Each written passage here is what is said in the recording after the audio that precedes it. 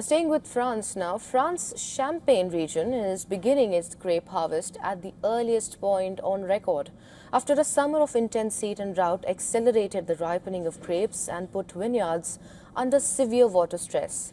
Now, the shift is more than just a change in the calendar.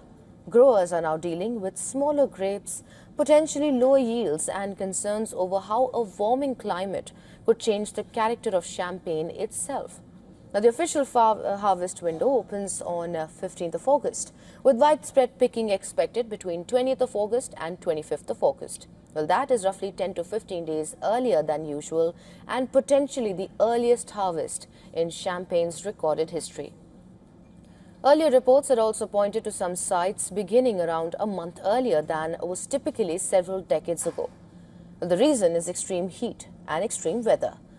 The weeks of heat and drought have accelerated grape ripening while limited water available to the vines. Now, the grapes are developing more quickly, but they are not necessarily growing bigger.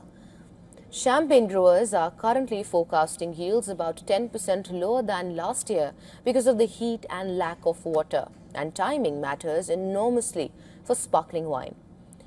Heat pushes up the sugar content of grapes. If grapes stay on the vine too long, that can mean higher potential alcohol and changes in flavor, while Champagne also needs enough acidity for its characteristic freshness. So growers are being forced to make a difficult calculation: harvest early enough to protect balance and quality while accepting that the crop may be smaller. Now, there is another number to watch here. The Champagne industry has set the 2026 marketable yield at 8,800 kilograms per hectare, down from 9,000 in the year 2025 and 10,000 in the year 2024. Now, that is the fourth consecutive year the authorized yield has been reduced.